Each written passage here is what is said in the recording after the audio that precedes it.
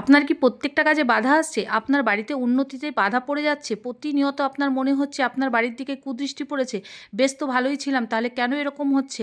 এরকমটা যদি কখনো মনে হয় তাহলে অবশ্যই জানবেন আপনার বাড়িতে আপনার উন্নতিতে বাধা পড়ছে, কারণ শত্রুর চোখ পড়েছে, দৃষ্টি পড়েছে আপনার সংসারে। তাই করে ফেলুন এই টোটকাটি। টোটকাটি কি জানবার আগে অবশ্যই চ্যানেলটিকে সাবস্ক্রাইব করুন, পাশে থাকা বন্ধুকে শেয়ার করুন, কমেন্ট করতে কিন্তু কেউ ভুলবেন না।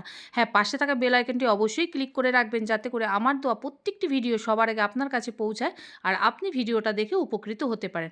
চলুন জেনে নেওয়া যাক টোটকাটি কী।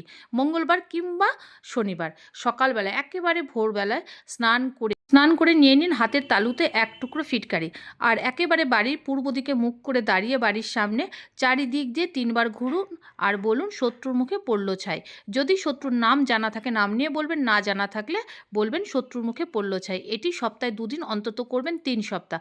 দেখুন আপনার বাড়ির দিক থেকে সমস্ত নেগেটিভিটি, শত্রুতা, যার যা দৃষ্টি পড়েছে সমস্তটা নির্মূল হয়ে যাবে, আপনার বাড়ি সুরক্ষিত হয়ে যাবে।